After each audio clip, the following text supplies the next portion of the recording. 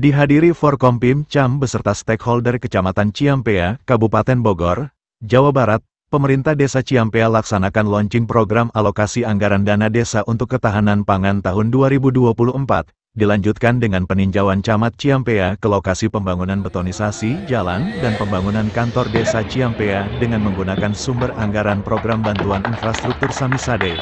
Dari Bogor, Jawa Barat, Tony Beno melaporkan.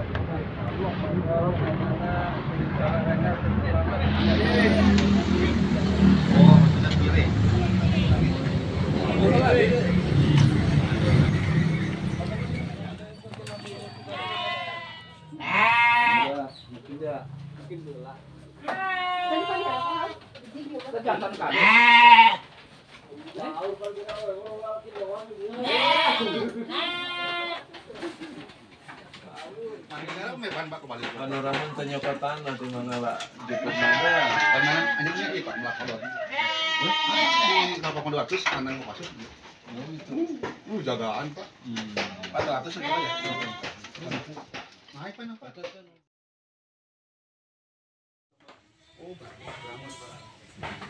ini sama pemilihan sama nggak nyoba pemilihan apa istilahnya ini Pak ini Pak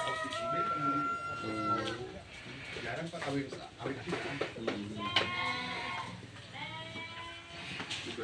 sama tadi pembangunan kantor desa seperti apa nih Pak? Hasil tinjau. Ya, alhamdulillah hari ini kita bisa hadir bersama-sama unsur Muspika, Kepala Desa, TPK, BPD dan seluruh elemen masyarakat. Alhamdulillah bisa launching bantuan infrastruktur desa atau yang biasa kita kenal dengan Samisade, di mana di dalamnya untuk Desa Ciampea mengalokasikan anggaran sebesar 25% untuk pembangunan atau rehab kantor desa. Pak, sejauh mana sih nanti pengawasannya Pak pasca setelah launching ini? Ya, tentunya kepala desa karena ini bantuan dari pemerintah harus bisa mempertanggungjawabkan dengan baik. Nah, tentunya kami harapkan kepada kepala desa dan TPK untuk bisa melaksanakan kegiatan pembangunan ini dengan baik dan benar. Gunakan material, bahan-bahan yang diperlukan dengan kualitas sesuai dengan RAB atau yang direncanakan supaya bangunan ini selamanya akan awet, berkualitas, dan tentunya bermanfaat dalam pelayanan kepada masyarakat. Untuk Ciampea yang sudah mulai pembangunan? Karena semuanya itu merupakan proses ya, jadi untuk saat ini baru satu desa yang sudah masuk ke dalam RKD Desa Ciampea, dan insya Allah dalam waktu dekat menyusul Desa Cicadas. Sementara untuk 11 desa masih dalam proses verifikasi tim dari BPKAD dan DPMD. Pak, kenapa nggak bareng lambat Pak? Ya tentunya kan berbagai macam persyaratan untuk pengajuan ini banyak, mulai dari laporan pertanggungjawaban tahun sebelumnya, kemudian pajak yang harus dibayar, kemudian tentunya proses permohonan input persyaratan ini kan juga butuh ketelitian, butuh kelengkapan, sehingga kita berprinsip siapa cepat siapa dapat, dan alhamdulillah dua desa ini cukup sigap dalam memenuhi segala macam persyaratan sehingga oleh pemerintah daerah bisa dicarikan lebih dahulu. Pak, ada deadline terakhir nggak untuk pencairan ini Pak?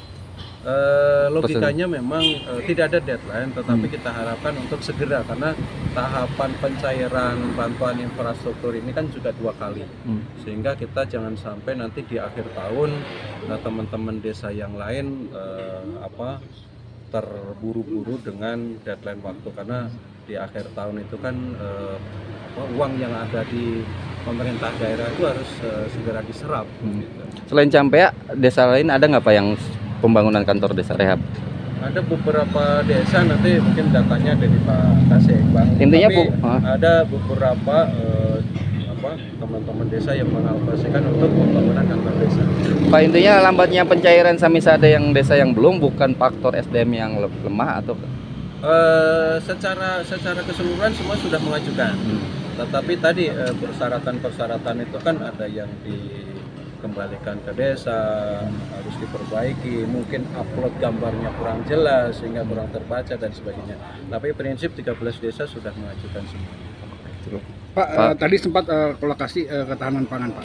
Ya. Dari hasil peninjauan itu gimana, Pak? Ya, alhamdulillah hari ini juga kita lakukan monitoring kegiatan program ketahanan pangan yang bersumber dari dana desa, di mana di dalam dana desa ada persentase sebesar 20% untuk ketahanan pangan, dan untuk desa Ciampea dilaksanakan kegiatan berupa penggemukan kambing dan sapi gitu. Dan mudah-mudahan ini juga bisa membantu masyarakat melalui kelompok-kelompok tani yang sudah ada, supaya tentunya bisa dilaksanakan dengan baik sesuai dengan perencanaannya.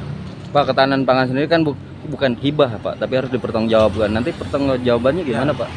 Prinsip ketahanan pangan itu adalah berkesinambungan dan berkelanjutan. Artinya kita berharap kelompok-kelompok tadi yang sudah hari ini mendapatkan kepercayaan mengelola bantuan itu nantinya sebagian untuk operasional, sebagian untuk keuntungan kelompok, dan sebagian juga harus ada penyisian untuk kelompok-kelompok lain yang belum kebagian, karena tadi prinsipnya adalah berkesinambungan dan berkelanjutan gitu. Jadi harus benar-benar Pak, bagi kelompok yang memang tidak maju dalam arti tidak berkembang, itu bisa di blacklist atau tidak boleh dapat bantuan? ya, oleh karena itu di sini peran UPT, peran masyarakat untuk bisa mengawasi proses kegiatan yang dilakukan oleh kelompok itu.